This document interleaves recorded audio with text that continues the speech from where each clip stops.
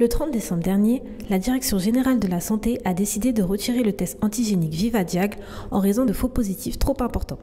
Les Français, friands de ces tests, peuvent-ils toujours croire en leur fiabilité? Un reportage de Karine Rongba et Cyril Théophilos. Voilà, super, et je vais insérer. En moins de 30 minutes, les résultats tombent. Là est la promesse des tests antigéniques qui ont largement séduit depuis leur autorisation en juillet. Avec ou sans rendez-vous, le test est maintenant entré dans les pratiques des Grenoblois. Pour la rapidité simplement, parce qu'on a les résultats tout de suite et c'est plus accessible en pharmacie, on y va, c'est à côté de chez nous. La semaine avant Noël, plus de 2 millions de tests en France.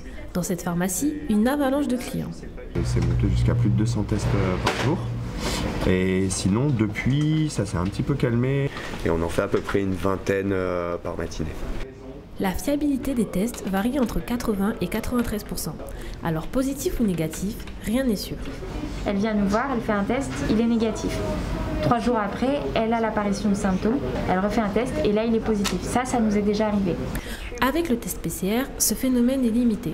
Il affirme si le virus est présent dans le corps lors du prélèvement, tandis que le test antigénique atteint un certain stade pour détecter la Covid. Il faut que ce soit prélevé au moment où la personne est en phase aiguë de la maladie. Malgré cette condition, le test antigénique reste une solution pour le gouvernement qui souhaite tester rapidement le plus de personnes possible. Plus ce sera facile et plus il y aura un grand nombre de gens qui seront testés et mieux on pourra cerner et bloquer les chaînes de contamination. À ce jour, la DREES, la Direction de la recherche, des études, de l'évaluation et des statistiques, a annoncé que les antigéniques représentent un test sur 4.